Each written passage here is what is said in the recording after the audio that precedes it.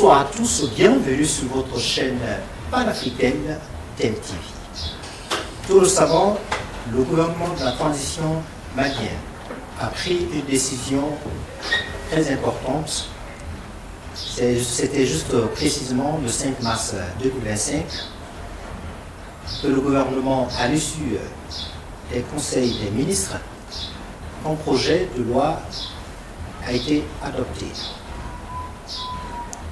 notamment sur l'augmentation de la taxe sur les opérateurs de téléphonie, dont le chiffre d'affaires est très important, qui a connu un progrès très prestigieux dans ces 20 dernières années. Et l'imposition justement de cette taxe, le seuil va passer de 5% à 7%. Le gouvernement est allé loin en faisant une imposition supplémentaire, notamment sur les consommateurs. Donc c'est l'objectif évidemment pour le gouvernement de renflouer la caisse de l'État en vue de financer les projets de développement, notamment financer les infrastructures. Et pour parler de ce sujet très important, nous recevons M. Mohamed Faye. Il est l'ex-président des étudiants et élèves stagiaires maliens au Sénégal. Bonsoir M. Faye. Bonsoir M. Cissé. Merci d'être venu. Merci de m'avoir invité. Alors, vous le savez autant que moi, tout récemment, le gouvernement de la transition malienne a pris une décision très importante relative à l'augmentation de la taxe sur les entreprises de télécommunications, une décision justement qui a surpris certains, d'autres par contre n'étaient pas surpris. Alors vous, est-ce que vous avez été surpris lorsque cette décision a été dévoilée, a été annoncée à l'issue des conseils de ministres? Merci M. Cissé pour votre question. Et avant tout propos, voilà, je vous remercie de m'avoir invité pour venir discuter de ce sujet qui est à l'actualité au Mali. Donc pour répondre à votre question, effectivement, j'ai été surpris. J'ai été surpris parce que voilà, être au Mali depuis bien longtemps et que voilà, avec la situation auquel notre pays fait face, voilà, j'ai été surpris que cette décision a été prise par le gouvernement du Mali.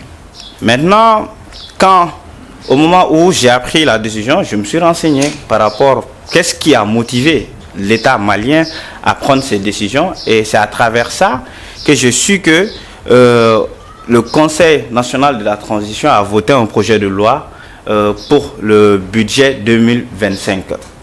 Donc, avec un budget de 2648 milliards contre 3229 856 milliards de dépenses qui entraînent un déficit de 580 milliards.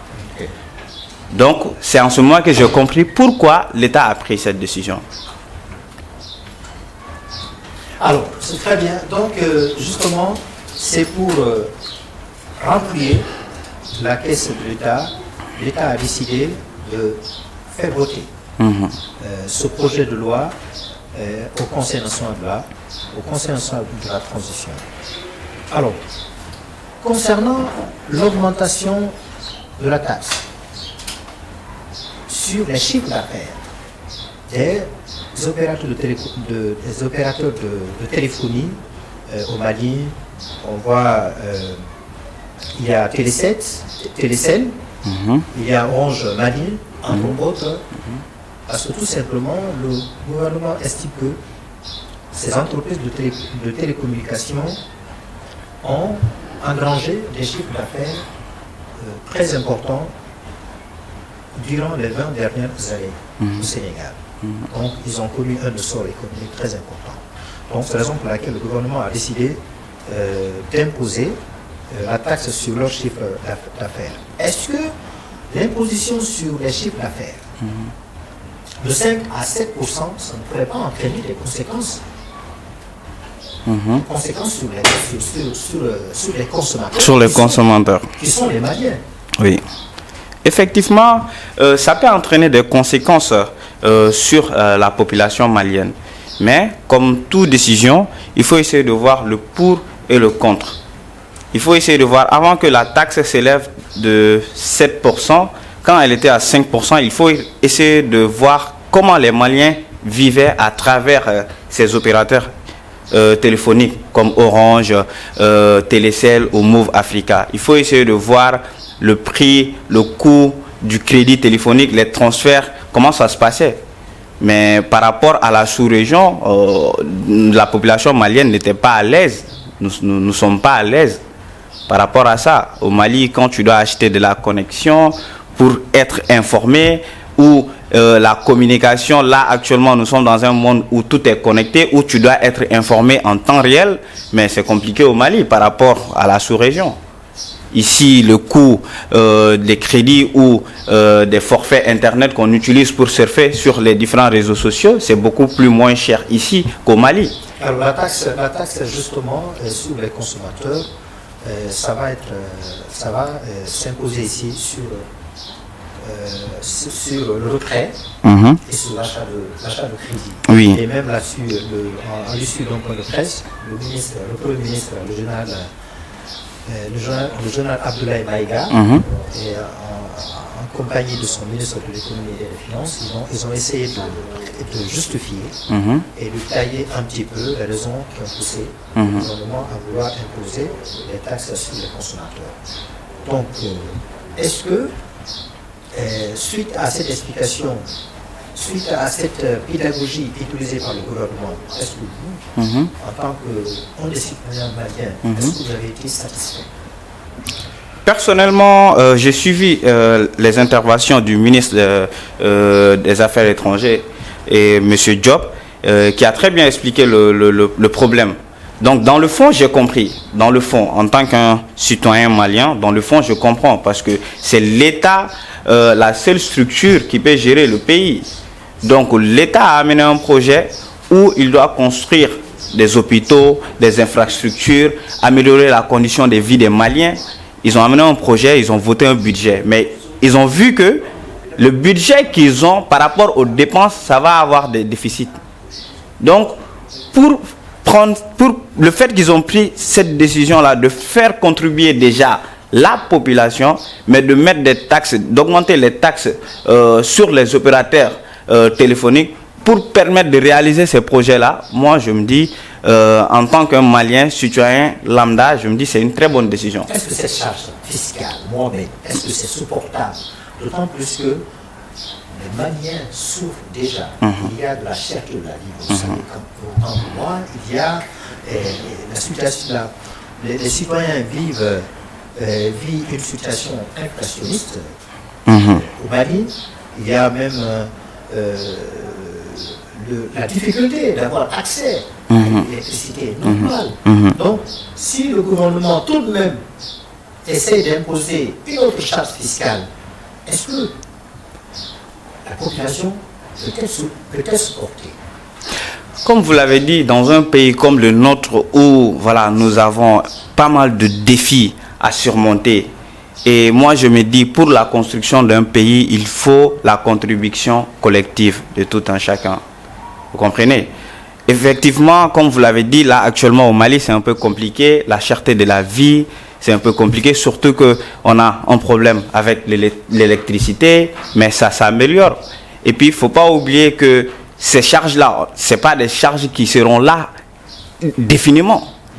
Est-ce que vous comprenez? C'est des charges qui sont là actuellement. Mais nous, en tant que, avec l'État malien et la population malienne, nous devons travailler, faire de telle sorte que cette décision qui a été prise là, que ça soit une décision qui va améliorer la condition de vie des Maliens. Ce qui n'est pas évident. Alors on revient un peu sur cette décision de taxation sur les chiffres d'affaires des entreprises là. cette décision, si elle est appliquée, puisque le seuil de l'imposition va passer, je disais tout de suite, de 5% à 7%, là-dessus, on n'a pas encore entendu les entreprises de télécommunications se sont abstenues de faire un commentaire. Alors, est-ce que les entreprises peuvent supporter cette charge fiscale? Alors, si elles acceptent de la supporter, parce que n'ayant aucune possibilité, puisque la décision vient de l'État, alors, à partir de ce moment, est-ce que les entreprises ne vont pas vouloir prendre des mesures de représailles, des mesures de rétorsion, en imposant, en augmentant, elle, à son tour, les prix? D'abord, les prix de câble de recharge. Et le câble de recharge, ici, ce que disait le Premier ministre, les câbles de recharge, désormais, c'est à 1000 francs. Maintenant, le gouvernement a décidé de baisser à 900 francs. Donc, pour avoir le câble de recharge. Comment vais-je appeler ça? Pour avoir 10%. 10%. Donc, sur chaque recharge, qui était précédemment prévu à 1000 francs, désormais c'est à 900 francs. Donc là-dessus, le gouvernement va recevoir 10%. Alors, est-ce que ces entreprises de télécommunications ne vont pas aller en deçà de ça? Ou bien est-ce qu'ils ne vont pas réduire le coût de la communication sans que la population, sans que les usagers, les clients ne se rendent compte? Ok, bon, pour répondre à votre question, déjà, il faut savoir qu'il y a eu un travail en amont. Peut-être l'État a pris cette décision. Nous, en tant que citoyens, on a été surpris, mais les opérateurs téléphoniques... Est-ce qu'il y a en amont eu une concertation entre l'État et les entreprises? Forcément, parce qu'on a vu, ce sont les entreprises, les opérateurs téléphoniques, ils ont communiqué, ils ont fait des communiqués sur la décision qui a été prise en disant que voilà, l'État a décidé ça. Ils ont informé leurs clients. Donc, pour dire qu'il y a un travail en amont entre l'État malien et ces entreprises-là. Maintenant, concernant la population, la capacité de la population à supporter cette taxe-là, ça va dépendre de la compréhension de chacun, quoi. Parce que, effectivement, avec la cherté de la vie, chacun est dans une situation. Par exemple, moi, je peux être dans une situation où je suis plus aisé que certains d'autres. Est-ce que vous comprenez? Peut-être les taxes sur la population, les 10% sur les charges et les 1% sur les transferts de crédit.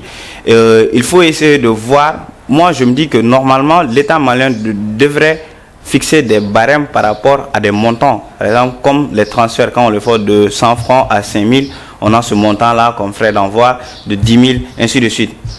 Mais sur chaque transfert, par exemple, si je prends les transferts de crédit, 1%, les transferts d'argent, 1% sur chaque transfert, c'est un peu compliqué. Pour quelqu'un, un citoyen malien qui est dans une activité où il utilise beaucoup les transferts d'argent, ça va diminuer son pouvoir d'achat. C'est coûteux. C'est coûteux pour lui. Mais pour la population aisée où c'est pas un problème, parce que voilà, au Mali, il faut pas oublier, on a une population riche. Celle-ci est minoritaire. Oui, mais il faut pas oublier aussi, au Mali, on a une population riche, parce qu'on a tendance même à le dire, que ouais, la population malienne, elle est riche, mais c'est l'État malien qui n'est pas riche. Pourtant, c'est l'État qui doit gérer le pays, c'est l'État qui construit les infrastructures, c'est l'État qui construit les hôpitaux, c'est l'État qui doit être, genre, la structure qui doit représenter la population, qui doit aider la population à être dans une situation qui va leur permettre d'être en bonne santé, en bonne forme, d'avoir accès à l'éducation. Vous comprenez? Alors, vous dites qu'il y a certaines populations, les gens disent que certaines populations se disent aisées, pour prendre votre terme-là, et tout de même, il y a des populations rurales qui disent que nous, on contribue, on fait la contribution, et on n'a pas accès à l'électricité. On paye le courant pour des populations citadines qui ne payent quasiment pas l'électricité au Mali.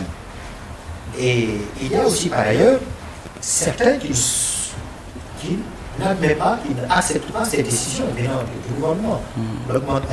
L'imposition des taxes sur sur les consommateurs, sur les usagers. Mhm. Donc, il commence à y avoir une plainte, une certaine plainte à ce niveau-là. Oui. En tout cas, ça c'est très normal parce que c'est une décision qui a été prise où chacun a ses avis à donner. Hein. Moi, je partage parfaitement ces personnes qui ne sont pas d'accord avec ces décisions-là parce que chacun connaît ses situations. Maintenant, l'État, ce qu'il doit faire, c'est de prendre en compte ces avis-là et essayer de proposer des situations où on pourra aider des mesures d'accompagnement de la classe moyenne. Est-ce que vous comprenez? Parce qu'il faut le dire, au Mali, concernant l'aspect financier de la caisse même, la trésorerie même d'un État au Mali, ce qui fait même rentrer de l'argent au Mali, tout le monde ne paye pas les impôts. On a vu, le commerce au Mali, ça marche bien. Parce que quand vous voyez la population malienne, tu prends sur les 100%, 90% des Maliens sont des entrepreneurs, ce sont des personnes qui travaillent pour eux-mêmes. Donc c'est ça qui fait marcher le commerce du pays. Mais le problème c'est quoi? Il faut aussi que l'État puisse mettre des institutions fortes pour faire élargir l'aspect financier, la caisse, la trésorerie, que les gens payent les impôts. L'électricité dont tu parles, au Mali, il y a des gens qui ne payent pas l'électricité. Même si là, actuellement, on n'a pas de... Parce qu'on a un problème. Mais avant, au Mali, il y a des gens qui ne payent pas l'électricité. C'est un peu compliqué. Les impôts, ce n'est pas tout le monde qui les paye. Parce qu'il y a énormément de corruption. Ça, c'est une perte pour l'État. C'est une perte pour l'État et pour la population. Ça, c'est un portefeuille que l'État doit avoir. Oui, effectivement. En partie la caisse de l'État. Mhm. Alors, cette contribution spécifique fiscale est volontaire auprès du ministre. Donc, est-ce que, puisque c'est volontaire, est-ce que c'est tous les Maliens qui vont accepter de vouloir contribuer? Mais pour la construction de ton pays, on te demande, faut contribuer pour construire des hôpitaux, des écoles, des infrastructures. Mais il faut se créer les moyens.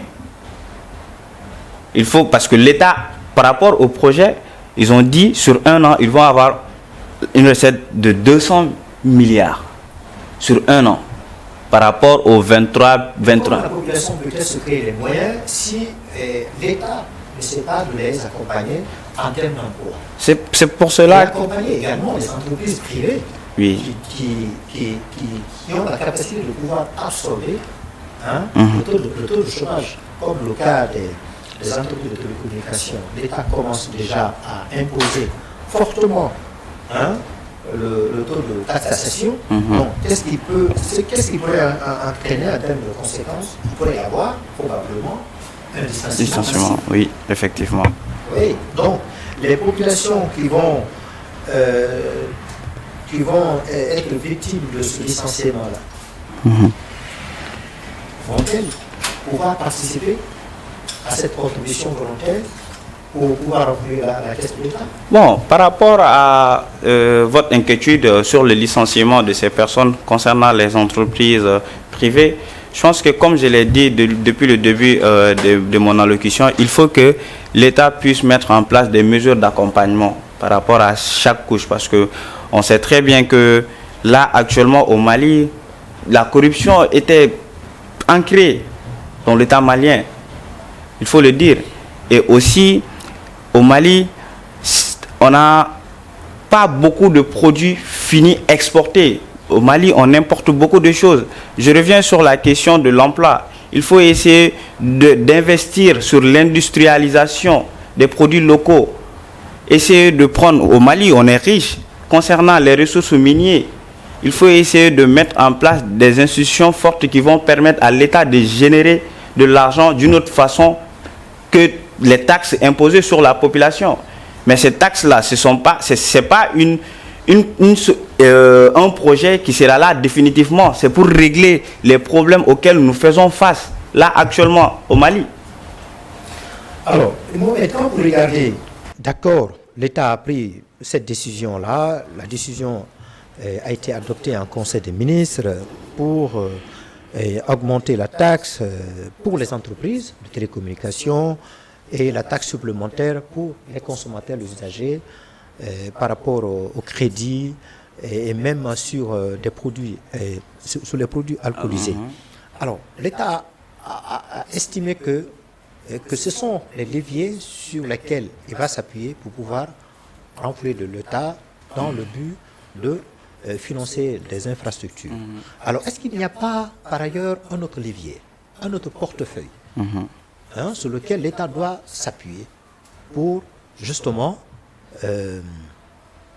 renflouer la caisse de l'État, ou bien alléger la charge fiscale qui va désormais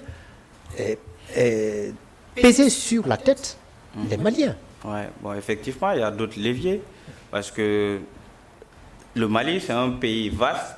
Le Mali, il y a énormément d'opportunités. Donc, pour avoir d'autres alternatives, pour essayer de combler ce gap, ce problème de budget avec l'État, je pense qu'on pourra essayer, comme je l'ai dit tout de suite, se baser sur l'exploitation des ressources minières.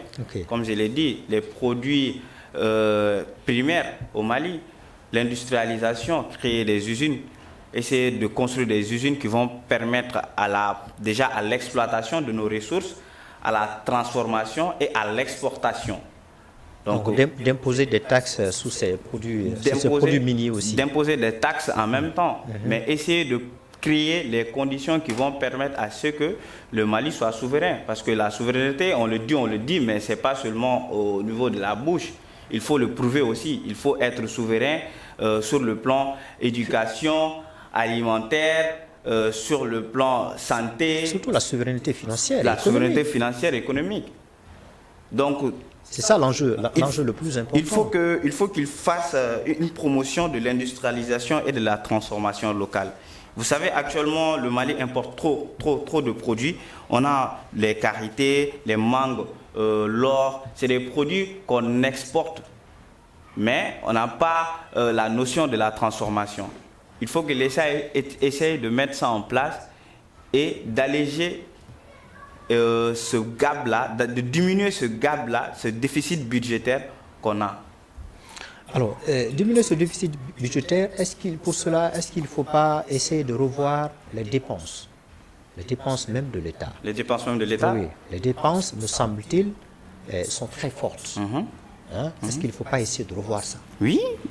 Bon, c'est une proposition. J'ai suivi une intervention où il y a des gens qui disent que le niveau de vie de l'État est beaucoup plus élevé. Et moi, je me dis, eux aussi, ce sont des Maliens, ils doivent contribuer comment on dit, à améliorer la condition de vie des Maliens, d'autant plus qu'ils sont à la tête. Donc, normalement, l'État aussi doit revoir ses dépenses. Oui, les trains de vie de l'État. Essayer de diminuer, je ne sais pas, par rapport au salaire des fonctionnaires, des ministres, donc pour contribuer. Mais ça, c'est important, parce que une institution comme le CNT, le budget de fonctionnement, est très important. Est-ce qu'il ne faut pas essayer de revoir ce budget-là? Est-ce que ce n'est pas un des leviers très importants pour essayer de réduire le déficit important auquel l'État est confronté? Bon, normalement, je pense qu'avec le budget du CNT, Conseil national de la transition, je ne connais pas le budget approximativement, mais comme tu l'as si bien dit, même je ne parle même pas du CNT, mais d'autres structures étatiques qui sont au Mali, il faut qu'ils diminuent leurs conditions de vie par rapport à leurs dépenses pour contribuer à ça. Alors certains même qui disent qu'un conseiller, un membre du Conseil national de la transition perçoit 2 millions de francs. 2 millions de francs CFA. Est-ce qu'il ne faut pas revoir le salaire? 2 millions? Oui, 2 millions de francs CFA. Par mois? Oui, par mois. Ouais, bon. Est-ce qu'il ne faut pas revoir cela? Parce que, en dehors de le salaire que les conseillers perçoivent, il y a aussi des avantages. Il y a aussi des primes. Donc, est-ce que de ce côté-là, est-ce qu'il ne faut pas revoir? Tout cela va contribuer à la baisse du déficit de l'État.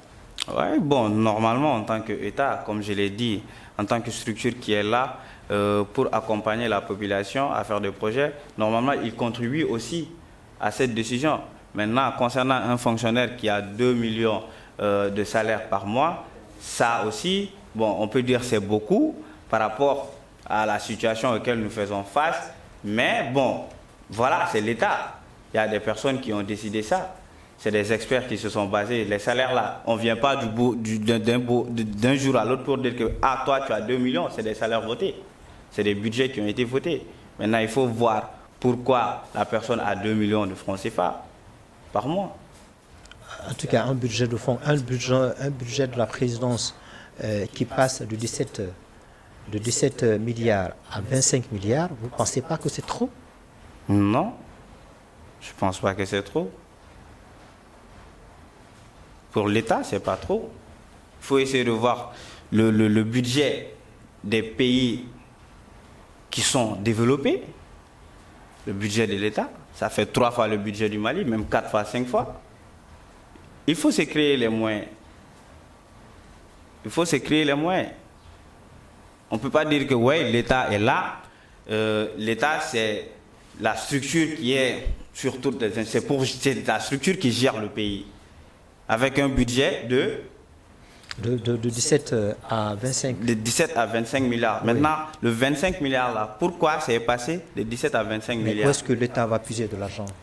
Où est-ce que l'État va puiser de l'argent? Oui, où est-ce que l'État, dans quel portefeuille économique ou financier l'État va devoir puiser tout cet argent-là? Mais de façon très... Sur la tête des Maliens? Parce que sur la tête de Maliens seulement. Parce que l'État, il est là pour qui? Il est là pour les Maliens. Oui. L'État, c'est lui qui gère les dépenses. Mais l'argent là, ce n'est pas pour l'État, hein, c'est pour les Maliens. Les hôpitaux qu'ils vont construire là, ce n'est pas pour l'État.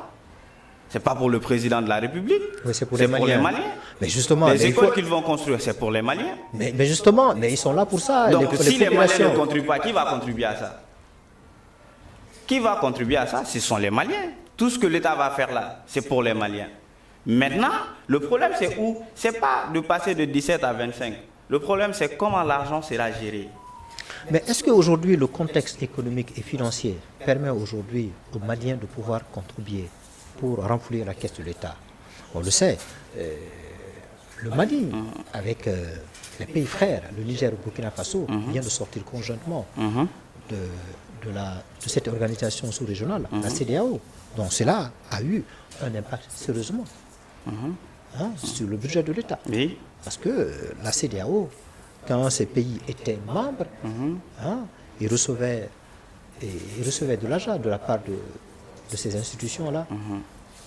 Est-ce que ce n'est pas ce que l'État est en train de compenser pour se décider d'imposer une telle charge fiscale sur le revenu des Maliens en termes de recharge, en termes de retrait? Bon, sur la question de la CEDEAO, effectivement, quand le Mali, le Niger, le Burkina faisaient partie de la CEDEAO, comme vous l'avez si bien dit, on percevait quelque chose. Il y avait une contribution très importante, mais une contribution, c'est importante, mais est-ce que la population est en train d'en bénéficier? Non, mais durant ce moment, cette période de transition-là, jusqu'à ce que l'État ait la possibilité d'assurer sa souveraineté financière, est-ce qu'en ce moment-là, est-ce que la population ne risquerait pas de souffrir? Monsieur Cissé, oui. Il faut qu'on le dise. Il n'y a pas de réussite sans pouvoir passer par des chemins difficiles. Donc vous voulez que la population serre la ceinture? Non. Je ne dis pas... Bon, serrer la ceinture, oui. Mais il faut qu'il y ait une prise de conscience et puis il faut que tout le monde ait les bonnes informations. Parce que quand on dit l'État est en train de prendre cet argent-là et que c'est la population qui est en train de souffrir, il ne faut pas le voir comme ça.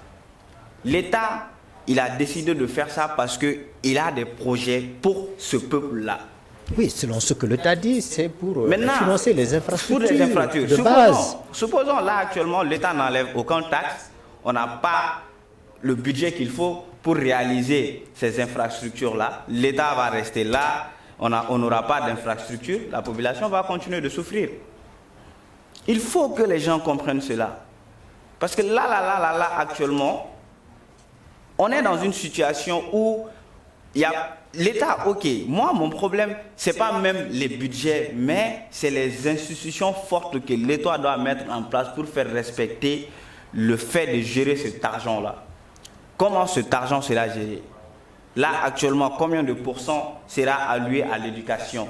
Combien de pourcents sera alloué à la santé? Ou bien... Donc, une institution forte pour éviter la corruption. Pour éviter la corruption. C'est ces questions-là que les gens doivent se poser. Pas pour dire, on nous enlève 100 francs, 200. Non, non, non. Il faut que vous nous enlevez ça, vous allez mettre l'argent où? Ça, c'est à l'État de mettre en place des mécanismes de contrôle. Oui, des mécanismes de contrôle. Voilà, pour réduire. Parce que c'est un combat, une bataille de longue haleine. C'est pas évident de se débarrasser de ce système-là, hein, qui gangrène aujourd'hui la société malienne, et comme tout autre. Hein, donc il faut mettre en place un mécanisme de contrôle, c'est pas évident, pour réduire en effet le taux de corruption. Le taux de corruption surtout. Ouais. Donc la population, elle est légitime.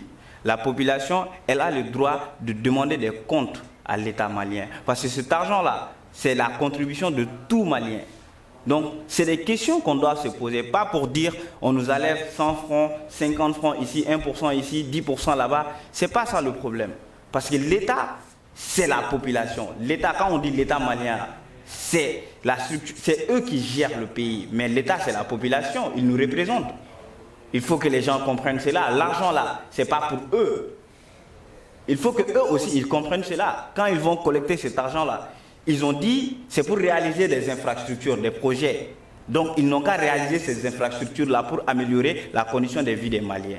Déjà, on a un problème avec l'électricité.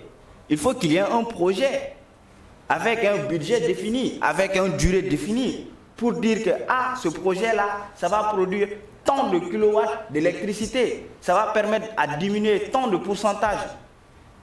Pour les gens qui n'ont pas d'électricité, il faut qu'on se pose ces genres de questions. Est-ce que vous comprenez? Alors, pour cela, pour conscientiser, sensibiliser la population pour qu'elle accepte de comprendre cette décision prise par l'État, notamment par le gouvernement, qu'est-ce qu'il faut faire? Rapidement. Qu'est-ce qu'il faut faire? Oui. En tout cas, il faut des campagnes de sensibilisation. Parce qu'au Mali, les gens n'ont pas toutes les bonnes informations. Les gens ne vont pas vers l'information. On est là sur les réseaux sociaux, sur TikTok, WhatsApp, sur les stories. On voit que c'est une décision qui a été prise, mais il faut que les gens comprennent pourquoi cette décision a été prise. Pourquoi? Il faut demander aux Maliens. Déjà, je vois pas mal de personnes qui sont en train de réagir, mais ils ne connaissent même pas le budget du Mali. Imagine, avec un budget de budget de 2025, c'est un budget de 2 milliards, plus de 2 milliards. Non, mais Mohamed, ce n'est pas la priorité des populations. La priorité des populations, plutôt, c'est l'augmentation de leur pouvoir d'achat. En d'autres termes, c'est l'augmentation de leur salaire. C'est ça la priorité. Maintenant, quelqu'un qui va te construire des infrastructures, après qui va utiliser ces infrastructures-là? C'est pas la population? C'est pas la population? Je te donne juste un exemple. Ici au Sénégal, on a le projet du TR. Au début, les gens se plaignaient du budget, le coût qui a été alloué à la réalisation de ce projet. Effectivement, en tant que élève ingénieur en génie civil, peut-être je peux avoir ces idées-là, mais regarde combien de personnes sont en train d'utiliser ce réseau-là. Est-ce que vous savez l'argent où l'argent a été pris pour financer ce projet coûteux? L'argent a été pris où? C'est des partenaires techniques et financiers. Et il y a eu aussi l'État sénégalais qui a contribué. L'État malien pourrait envisager la même chose. Oui, bien évidemment. C'est pour ça que je vous ai dit, là actuellement, ils peuvent avoir d'autres alternatives. Mais l'État même sait que ce n'est pas du tout évident. C'est la raison pour laquelle ils n'ont pas dit que cette contribution, l'État malien n'a pas dit que cette contribution-là, elle est obligatoire, mais elle est volontaire. Parce qu'il sait que si on rend ça obligatoire, ça pourrait provoquer une espèce de tollé. Qu'est-ce qui n'est pas obligatoire? La contribution. Quelle contribution? La contribution fiscale. La contribution? La contribution fiscale que l'État est en train d'imposer sur les consommateurs. Par rapport En termes de retrait, en termes d'achat de crédit et même sur les produits alcoolisés dont le seuil d'imposition n'est pas encore Non, connu. mais bon, on peut le dire comme ça, mais c'est pas volontaire. Hein. Oui. C'est pas du tout volontaire. C'est une décision qui a été prise. Il faut que les gens comprennent cela. On nous dit c'est une décision que voilà, on a la volonté de faire ça, mais non, non, non. Toi, tu as un téléphone, tu veux envoyer de l'argent. Est-ce que quand tu vas envoyer l'argent, les 10% qu'on va, les 1% qu'on va enlever sur le pourcentage, est-ce qu'on va te demander si tu es d'accord ou pas? Non, non, non. On coupe ça directement. Est-ce que vous comprenez? Ce n'est pas une décision où on te dit, voilà, tu as le choix ou pas. Non, non, non. C'est une décision où tu viens, les 10% là, sur les recharges de crédit, quand tu prends un crédit 1000 francs, on te coupe 100 francs directement. Tu as 900 francs dans ton Donc compte. vous pensez que la décision prise par le gouvernement, c'est une décision juste? Moi, personnellement, j'ai dit, c'est une décision juste. Mais il y a le pour, il y a le contre. Et je vous explique. Mon problème, ce n'est pas le fait d'imposer ça à la population. Mon problème, c'est quoi? C'est comment cet argent qui sera collecté. Et même si je ne suis pas d'accord, qu'est-ce que je peux faire? L'État, c'est l'État qui a décidé. Non, mais est-ce que la population, puisque tu fais partir de celle-ci, est-ce qu'elle peut supporter cette charge fiscale? On va terminer par ça. Si, effectivement, c'est pour cela que j'ai dit, les questions qu'ils doivent se poser, c'est se préoccuper comment cet argent sera géré. Parce que quand l'argent sera géré d'une manière où... Non, je veux parler de la population elle-même. Est-ce qu'elle peut supporter la charge fiscale? La charge fiscale. Oui, la décision qui vient d'être prise par le gouvernement pour lui imposer la taxe fiscale. Est-ce que la population, elle peut supporter ça? Non, non, non. La population ne peut pas supporter ça à long terme. Il faut le dire. Là, avec les situations que nous sommes en train de traverser, dans le fond, mais quand on regarde les motivations et quand on regarde les situations auxquelles le Mali fait face et que c'est des projets... Comme la cherté de la vie. Oui, la vie, elle est comme chère. L'augmentation des prix de première nécessité. Non, mais, M. Cissé, il faut comprendre, au Mali, oui, les produits là, par rapport à la sous-région, les produits sont beaucoup plus moins chers au Mali qu'ici. Pourtant, nous, on n'a pas de port. L'État est en train de subventionner beaucoup de produits au Mali que les gens ne savent pas. L'essence que tu achètes ici à 1000 francs, à 990 francs le litre, au Mali, on a ça moins cher. Il faut le dire, l'État est en train de subventionner beaucoup de produits que les gens ne savent pas. Tout de même, les Maliens ne semblent pas ressentir ça sur leur partie de la ménagère. Je n'ai pas compris. Mais tout de même, la population ne semble pas ressentir les effets de cette subvention-là sur le panier de la ménagère. Parce qu'on est habitué. Quand on prend exemple sur les pays qui sont développés, au Canada, c'est la population qui est en train d'accepter, ils enlèvent beaucoup de taxes à la population. C'est pas le même contexte. Hein, c'est quoi? Mais c'est des pays de référence. C'est des pays qui se sont développés. La population est en train de contribuer. Au Canada, même si tu achètes de l'eau, tu payes la taxe. Alors, on espère que cette contribution spéciale fiscale va porter ses fruits et donc ça va permettre ainsi au gouvernement qui a pris telle décision de pouvoir renflouer de l'État et renflouer la caisse de l'État en vue de financer des infrastructures de base. Merci d'être venu. Merci de répondre à notre invitation sur le plateau de TMTV. Merci beaucoup, M. Cissé. Ça a été un plaisir d'être avec vous ce soir pour parler de ce sujet qui est une décision qui a été prise et qu'il y a eu pas mal de réactions. En tout cas, merci beaucoup. Alors, merci de nous avoir suivis. Si vous voulez suivre cette émission que je viens de faire avec M. Mohamed Faye, allez-y scotcher sur votre plateforme Facebook, YouTube et Instagram. Merci de nous avoir suivis. Allez, sachez que le programme se poursuit.